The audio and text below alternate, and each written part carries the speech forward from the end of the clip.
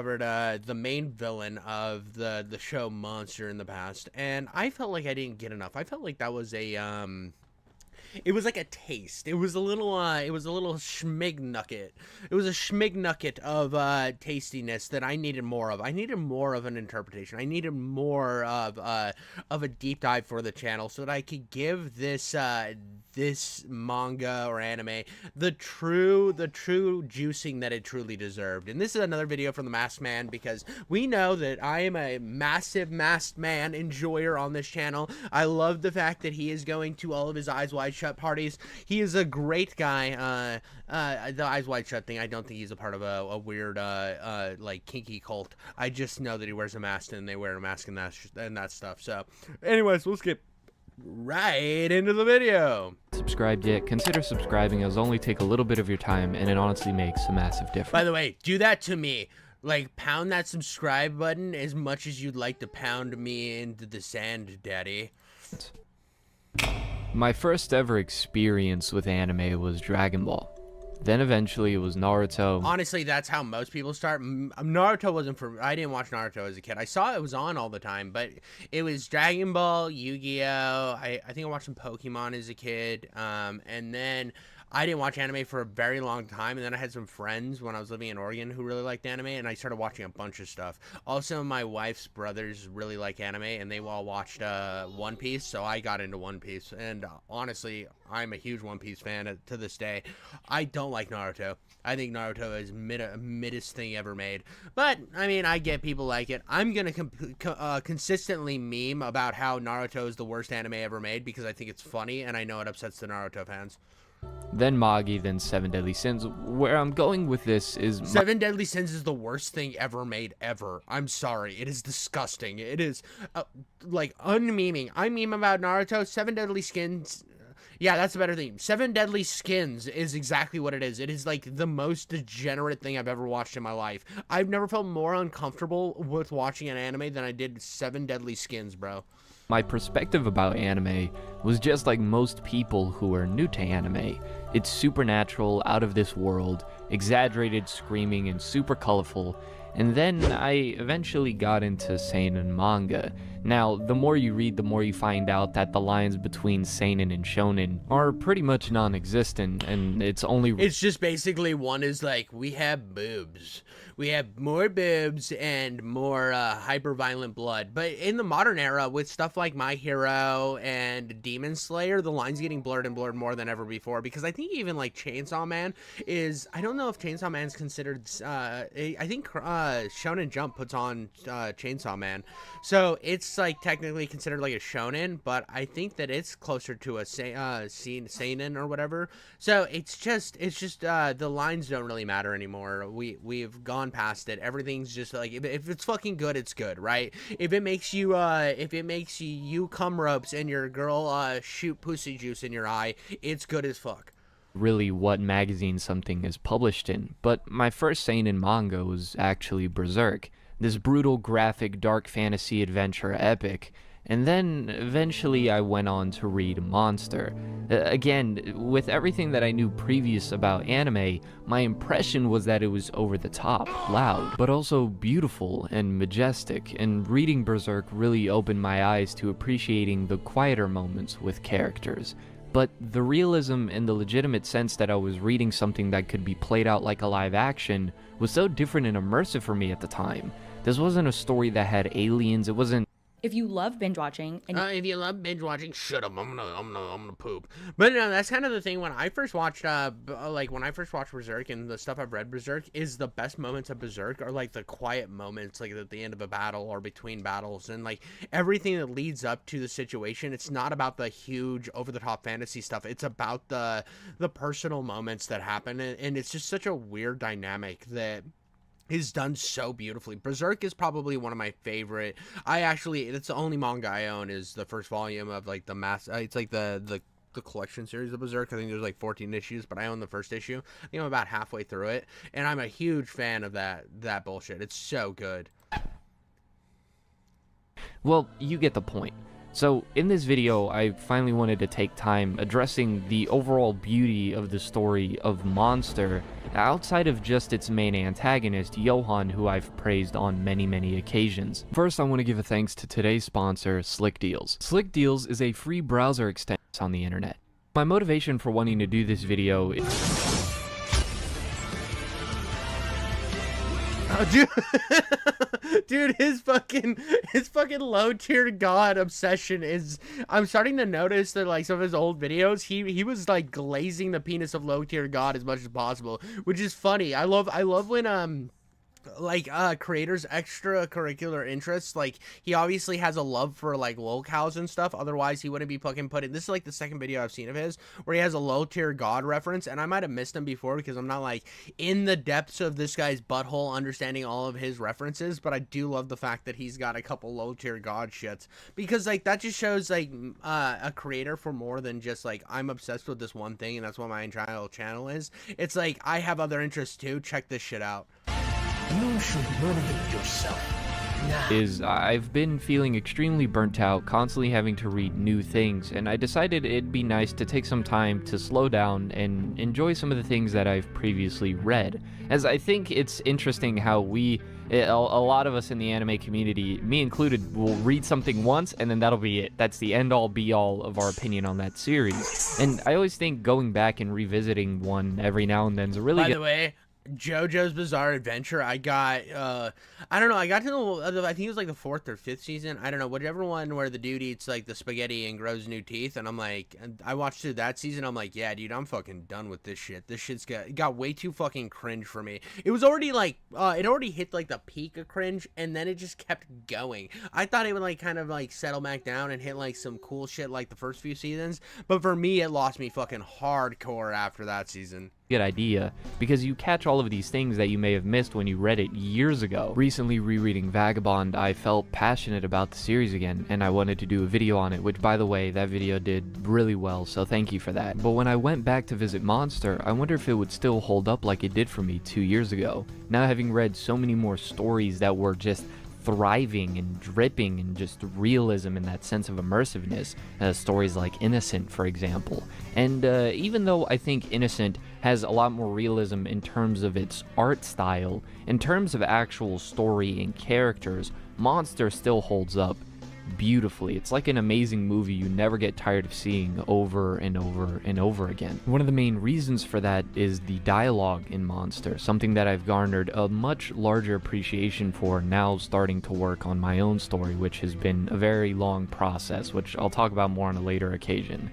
But the dialogue in Monster is brilliant. There's a rhythm to it just like you would expect in a Tarantino film, just this amazing back and forth of attack and defend, as even though it's a story that's very realistic, dialogue should not always be realistic, as we as people always take forever to get to the point. Have a look. Let me know, I'll swap them out.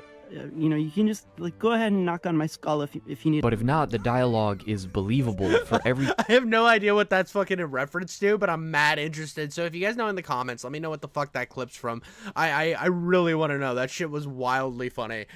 Character in the story of Monster, as well as Urasawa is just an absolute genius and fully understands the concept of subtext and applies it gracefully. The ability to have a character say something with having very heavy undertones and implications under what they're directly saying to the other character in the scene. This is something that's very important and I think adds a lot to Monster, as I think if the dialogue was constantly on the nose, it wouldn't be as believable and it would take away from the very intense moments when characters are on the nose, like with Johan's iconic death quote. But this video isn't about dialogue. However, I would encourage you that if you ever reread Monster, really pay attention to the way Urasawa does things with this. But what is Monster? Oh, I think that's like an anime, I don't know if a Monster has like an anime or if it's just an anime movie, but I wonder if it holds up as good as the manga. Like that is something that I feel like it gets missed out a lot in videos where they talk about just the manga in particular. Is they don't talk about how good the anime is. And for somebody like me who's like works full time, like has to like do dad stuff, which I enjoy fucking thoroughly,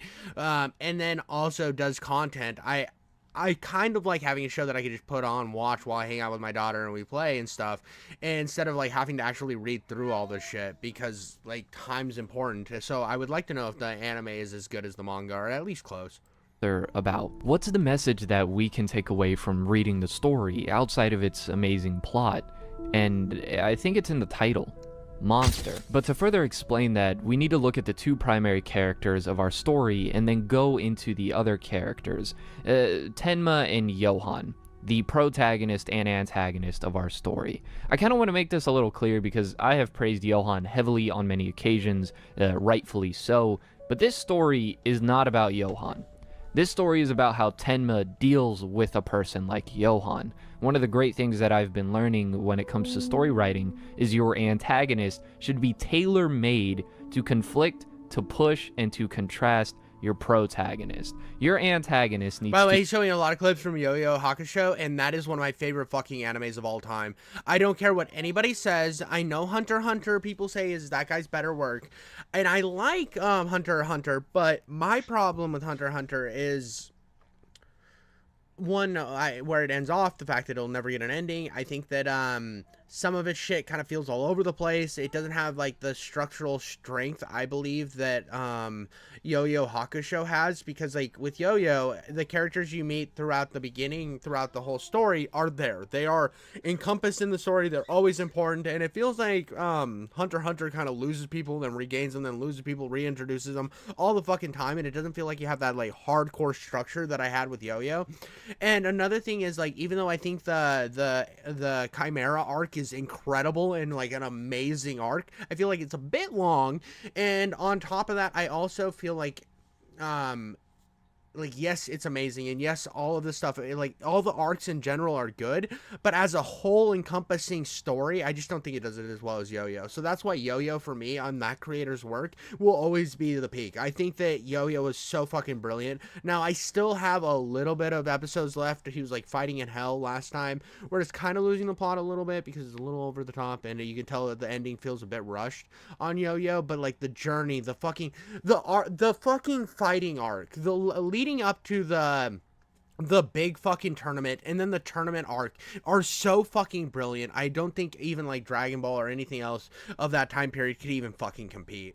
To push your protagonist into making choices that could sacrifice their moral code. In fact, I think, I can't remember the guy's name, but the antagonist from, it was, he started before they started that antagonist before the fucking tournament arc in Yo-Yo Hakusho, but him throughout the tournament arc is one of the greatest fucking protagonists in anime, and I will stand on that hill. I will die on that motherfucking hill, boys. A very similar example to this would be The Dark Knight, as I think The Dark Knight is an amazing film, and a lot of people praise Heath Ledger's Joker, but I think in praising that character so heavily, people seem to undermine or kind of forget how brilliant the protagonist of the movie is, Bruce Wayne, Batman, played by Christian Bale. And I think a similar thing happens here with Monster, as Tenma, whilst although I do see gets praise, it's not nearly to the extent of a character as Johan, who simply just serves a different role than him. But everything that happens in the story, the message that we are to take from it is from Tenma's perspective, and Johan simply exists to push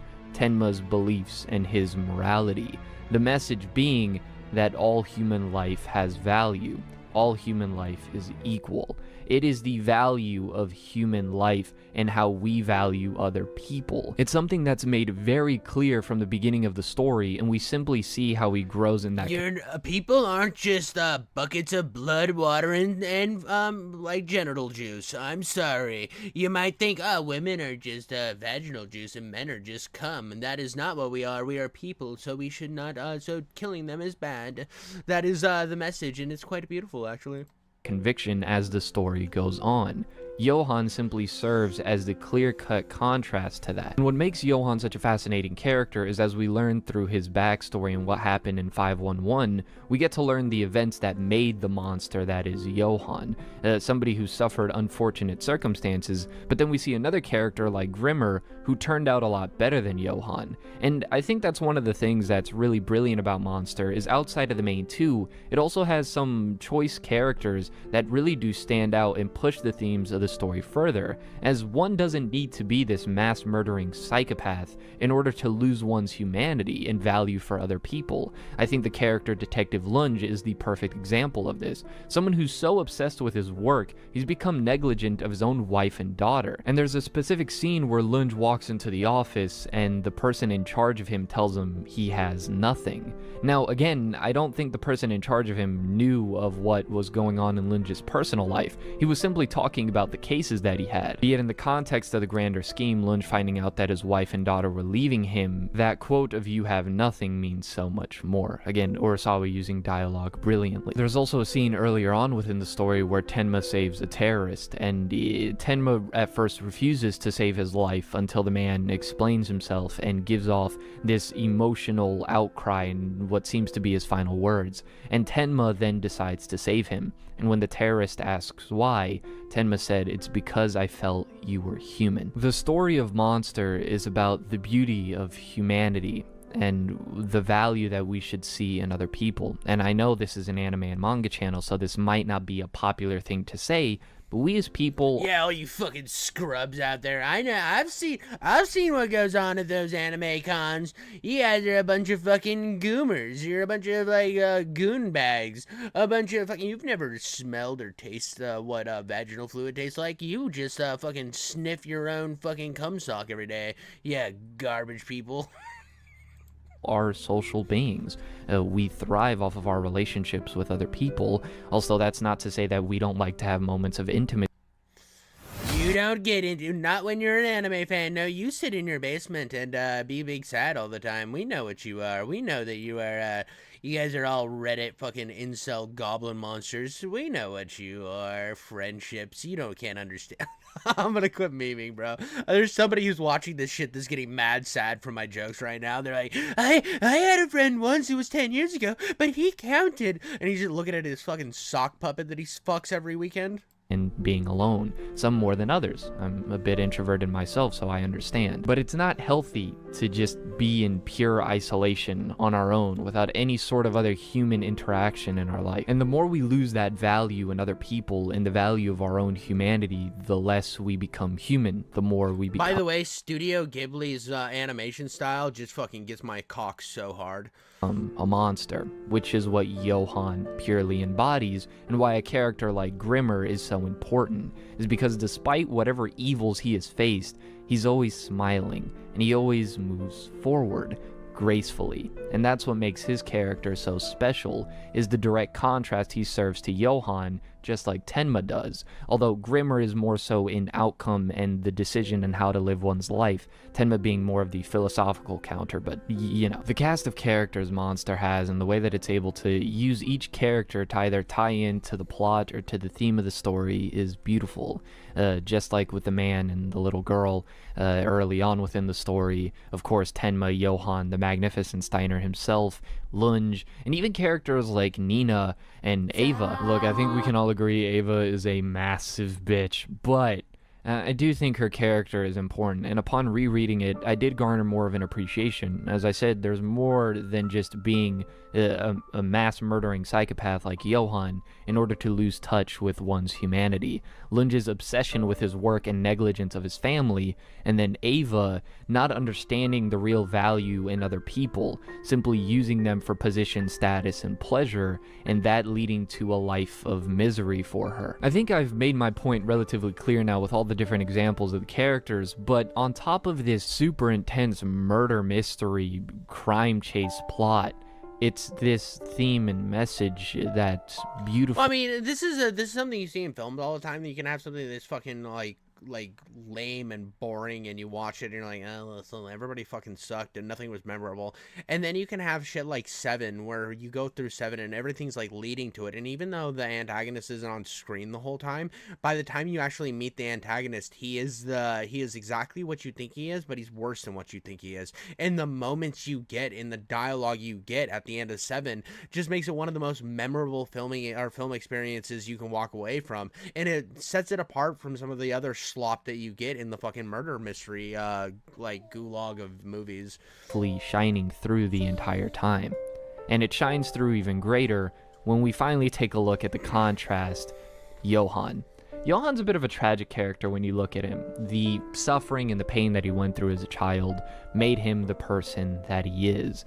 And Johan is even more interesting because it's really his morality, and when you put it up in question, Johan, from his perspective, the pure nihilist that he is, if there truly is no value in other people and other humans, then what's the point in morality? If people are worth nothing, then what does it matter if he manipulates someone to kill someone else, or if he takes a human life? Being completely desensitized to the idea of killing another person, the absolute loss of value and appreciation for other people, and even though this isn't to the most extreme example, I do notice that it seems like with some people in real life, they value their pet more than another human being, and in no way, shape, or form am I saying you're like Johan, alright, relax. I'm just, again, speaking to the loss of value when it comes to human life. But I think from Johan's perspective, it's interesting how people draw certain moral lines and boundaries, but if human life has no value and no meaning and no equality outside of death, then why do we draw those moral lines in the first place? And Tenma stands there triumphantly and firm that value does exist within people.